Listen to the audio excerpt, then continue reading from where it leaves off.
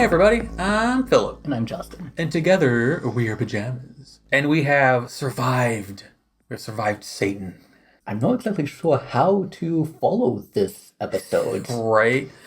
So we are on episode 10 of season 2 of Doctor Who. Maybe something like this should have been left as a season finale. Maybe. I'm not sure how to follow this or top this.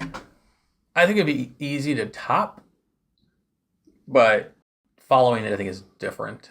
But we went over that in the last episode in depth, depending on whatever version I released. I've had time to calm down, to center myself with the universe, align my chi the best I can. The truck is providing ambient noise. If there's this Satan, then are we to assume then that there is a god in this Doctor Who universe? Well, according to Doctor Who, they are the god. So, at least that's what we've been kind of led to believe in some respects. Which, interestingly, is what Satanism would teach. That is very true, yeah. All right, you ready to get into this? Mm-hmm. All right, without further ado, episode 10 of season 2 of Doctor Who. Let's get into it.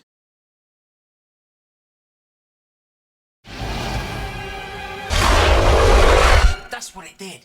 It went... So we're following up Satan with creatures that look like they belonged on the Fifth Element that worked for Zorg. Okay. See where it goes. We'll see where it goes. Love and monsters. Sometimes one and the same.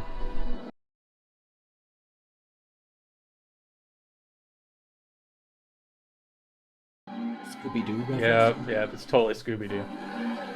I did try, but there's 2 women live there now, and a bit severe. My name is Elton, not to be confused with... I was stocking up, nothing special, all the usual stuff.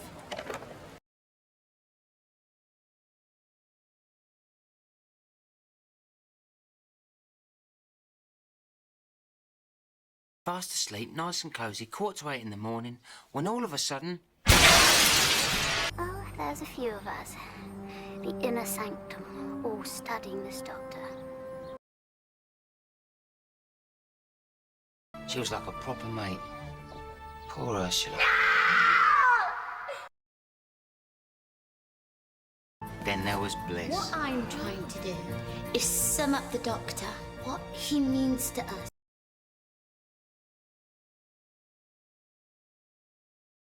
And what he should represent. And what he never won't represent. We should have a name. As a group, names are very important. It's a good, strong name. But after a while, Bridget started cooking. Oh my god, that's gorgeous. No, really, wow. I gave my love a chicken. It had no bone.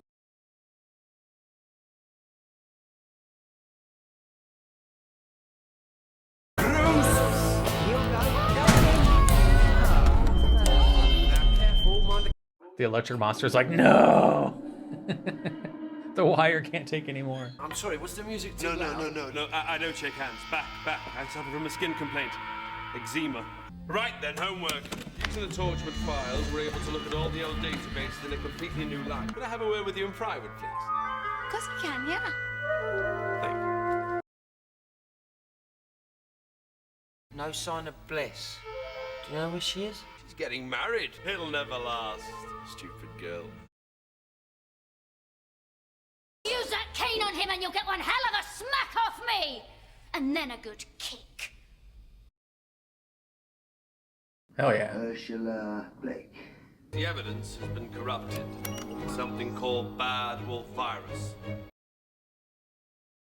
I don't like to be touched literally or metaphorically, thank you very much. I haven't got the time. Bleeding hearts outside!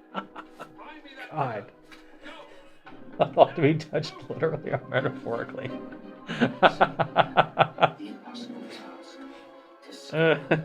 Step 2. Without provoking suspicion, get on first name terms with the target. My name's Jackie.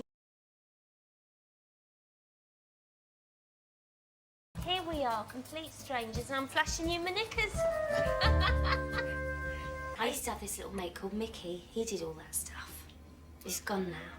Bless him. Magnificent! Oh, I could kiss you. Except I can't, of course, eczema. I've even got a picture of Donald Trump. That's amazing. You've achieved steps 1 to 4 in precise order. See you next week. All right, then.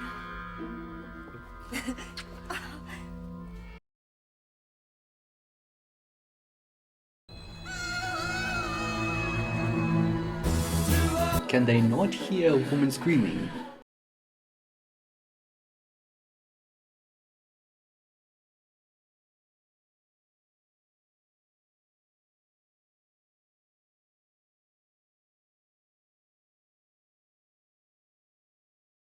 I don't blame her. I'm about ready to write that too. I'm about ready to write that. You should take your jacket off. No, why not? No, look, you must be boiling. Oh,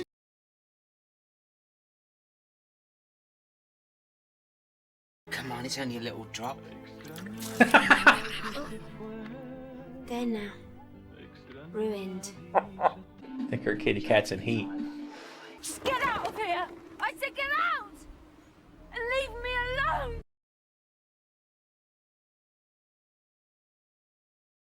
I've got numbers for Bridget. I've kept records. I've got old numbers. You can track her down. I hope you find her. See us slowly. We have to use the pub on the corner. Well, that's where he is then. Help me. Look at the rest of me. You've dabbled with aliens. Now meet the genuine article. Where is she? I said you really don't want to know. Leave her alone!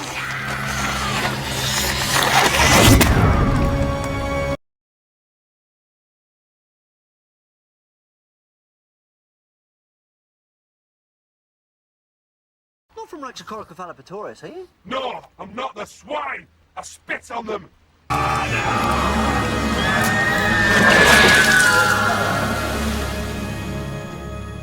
Bye-bye, Elton. Bye-bye. I keep thinking of Rose and Jackie, and how much longer before they pay the price.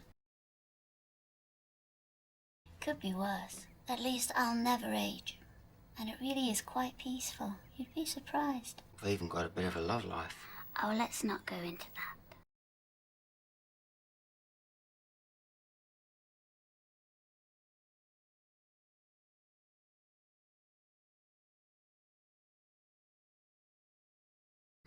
How bittersweet. Yeah, it was.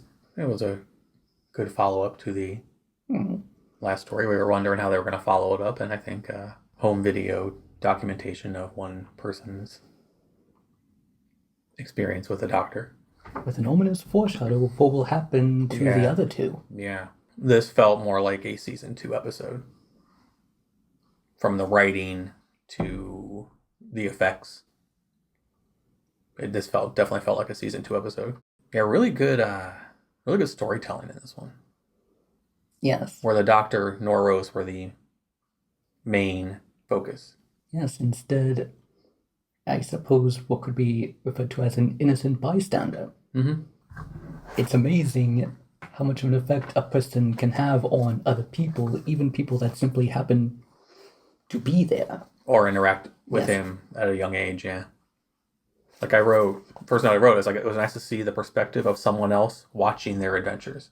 And even they're affected by it. But we don't get that. Like they keep doing all these things in every episode. They do these things, but now we finally got to see the perspective of not them, of someone else, as they weave in and out of their stuff.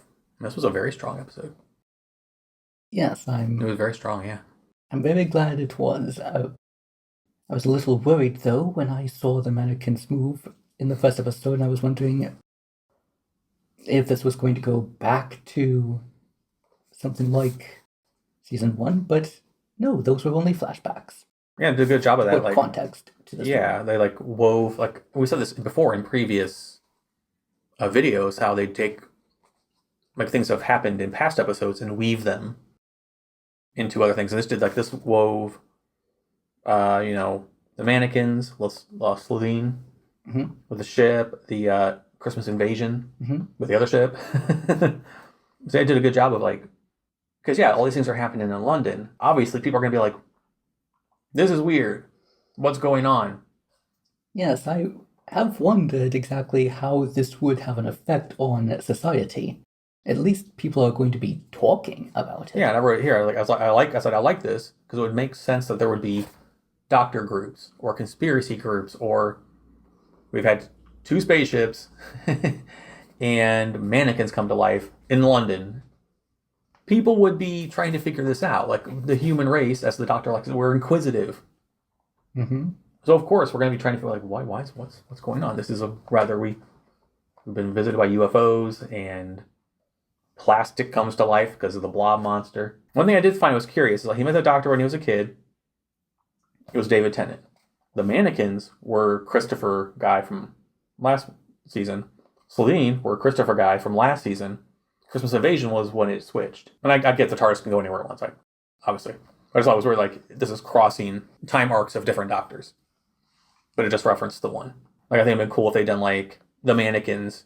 You see, a scene of, maybe the other Doctor and Rose running or something.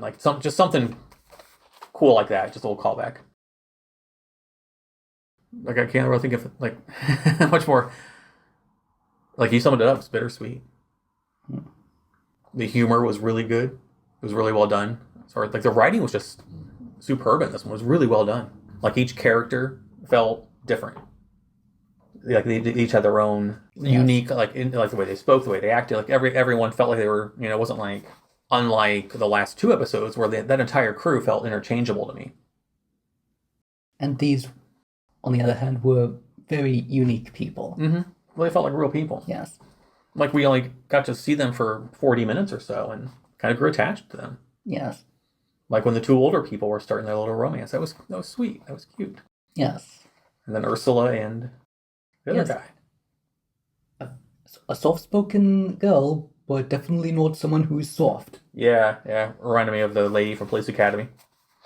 Tiny little voice. Until she got really mad that she would scream. I can't do it. But if you've seen Police Academy, any of them from the 80s, you know what I'm talking about. But yeah, like I said, the humor was well done. The drama was well done. I love that we got Jackie's perspective on everything, because I've complained about this before with Rose, that she's so self-absorbed and selfish that she doesn't think about how her actions affect other people. She doesn't stop to think about her mom. And this is after her mom thought she was dead for a year. Mm-hmm. Or missing, rather, for a year. And then 2 days later, bye! I remember complaining about that. I'm glad that they not only showed us, but I'm glad that they addressed it. I thought it was just good writing to show things from the other, not only from the population of London's point of view, but from Jackie's point of view. She's alone, mm-hmm. and she's worried, and she's scared, but she loves her daughter enough to let her go on these adventures and live her life. When by all accounts, she probably really shouldn't. Rose doesn't really show the maturity or responsibility to do this, in my opinion. But the Doctor fancies her for whatever reason. It's interesting to think, I went from, thinking that Jackie was this ridiculous character in the first couple episodes of the first season we watched. She isn't exactly subtle when it comes to coming on. You get it, honey. May-December relationship, I'm here for it. You get it. Hell yeah. I would have been happy to see, a spin-off of the Linda group. That would have been fun. I was enjoying that group. Until the other guy arrived. Yes, it was very interesting how it came out of nowhere. All of a sudden, they obeyed him. Yeah. Without asking, who are you? Where do you come from? How did you know that we're here? Yep. Turning the lights off only to turn them back on again. Apparently, because he has the power to turn lights on and off without going to the switch, that's probably grounds for he's to be the one in charge. I guess so. Because if you can control electricity, you are in charge. Get it? I got You're that. in charge? I'm pretty clever sometimes. I felt more attached to these characters in this episode than I have with Rose in almost 2 seasons. And that's good writing, so Yeah, bravo to the writer on this one, and bravo to the director for the way they brought it to life. And even, like I said, the special effects when he turned into the Absorbatron. Yes, even the doctor was trying to figure out what to call this thing. It was a good job on the makeup and the special effects. Which I said in before, where the last couple episodes just kind of put me off. This was like them running in broad daylight in London, and it still looked good. So, hats off to everyone, but it was just really good as far as just capturing the essences of these different. It might sound like I'm like being overly whatever about it, but it was really good writing. It was really, really good writing. From the way they wrote about Jackie to the main character being conflicted and sad to just everything made sense and everything just unfolded, other than like the guy coming in and taking over. But even then, I mean, they were just like a simple group that didn't have direction, and he had all this proof and all these pictures and all this stuff. So if you were hunting down someone from your childhood and someone brought you pictures and proof and evidence, you probably listen to them too. I'd at least listen. Though I still wonder what the motives of this person are. Mm-hmm. Yeah. We both said it, the Scooby-Doo reference. It was like, that could have been so, but this is an example of how well written and directed and shot and everything this was. That could have come off as awful, like pandering, shoehorned, like we've seen in prior episodes before, where it just feels kind of, it's kind of tacky, and that doesn't fit. This fit, and it worked. And it was funny. It was good. It was well done, because this is that guy's perspective, Elton's perspective of things. So we're watching the adventures from usually their point of view. So we're watching them do the chases. We're watching them. What if the other chases we've seen have been like that? We've always constantly seen it from Rose or the Doctor's point of view, but now we see it from this external point of view. And now they're like Scooby-Dooing around. Well done, well done. Ursula and her voice sounded familiar. She looks familiar. Like, I feel like I know her from somewhere. Got another Torchwood reference. The Torchwood files, which that guy had somehow. The Absorba thing. And stuff was covered up by the Bad Wolf virus.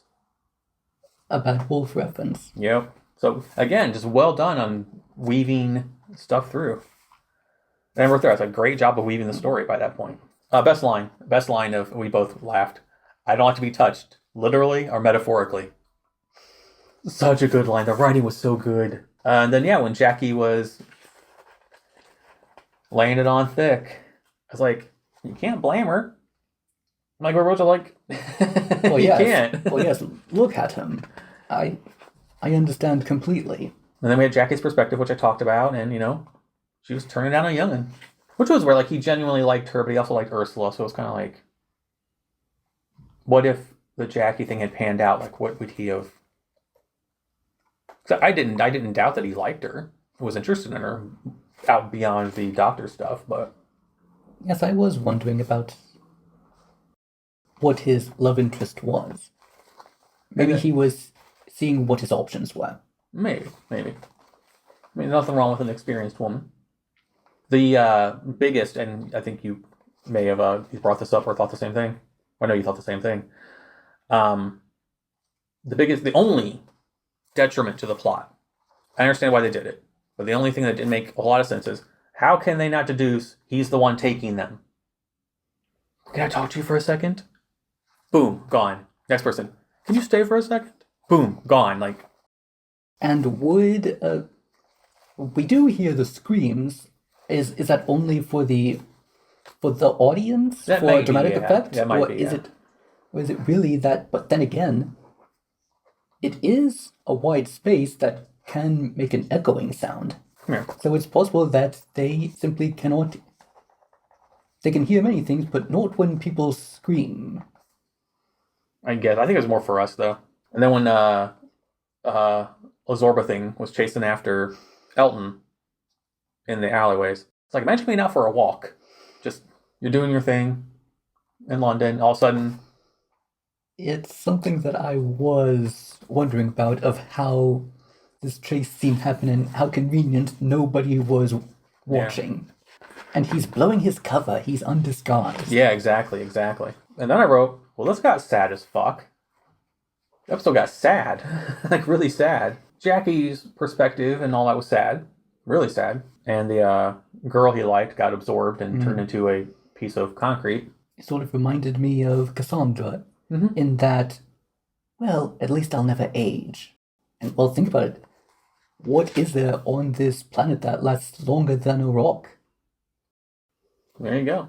And then I like the idea that if you're touched by the doctor, you're doomed. I like to think of it as some sort of ominous foreshadow of what's going to happen to them eventually. Yeah.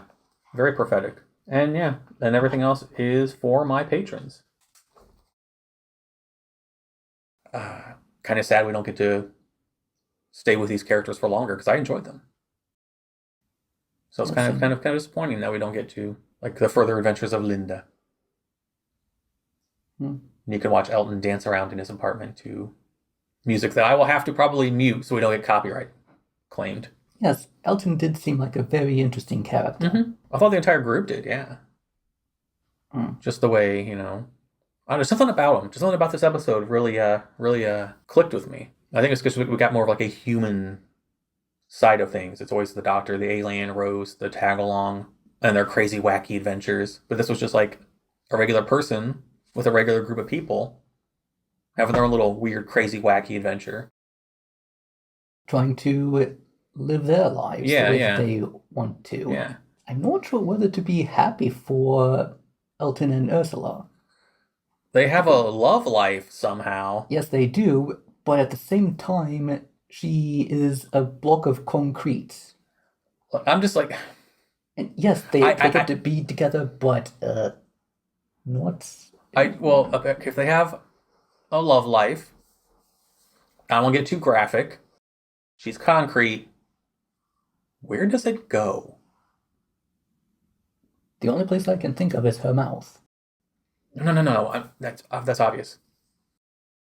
When they're doing that, yes, and he, where does it go? She's concrete. Where does it go? Perhaps that's one of the mysteries of the universe yet to be explained. Wouldn't it be weird if they landed the TARDIS somewhere and it's just like, oh, we're in this cave, and he's just like, bloop, bloop. Just a big puddle of white goo. I'm gonna get us demonetized.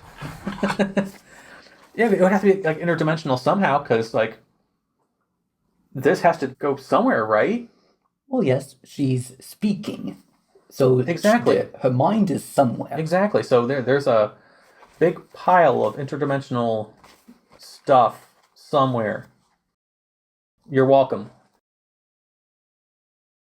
They, as I've said before, like I'm not going to go on a rant about the last two, but they felt out of place, especially from a storyline, dialogue, narrative, special effects, everything. It just didn't feel like it was season 2. This is back on form. I talked in episode 8 about how we've progressed since, the Blah Monster. Over time, it's gotten better writing, better sets, better dialogue, better character development. And this is back on track with that. So when I said this feels like a season 2 episode, that's what I mean. And 2 thumbs up for me. I really enjoyed it. So did I. Is there anything else you would like to add?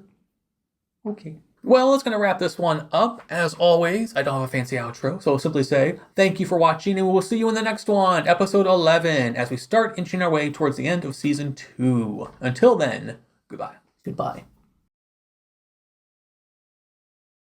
Oh, that's like a half hour shorter than the last one. I didn't have, any religion to rant about. No, instead we talked about where this interdimensional semen is supposed to be. You're recording this, aren't you? Maybe.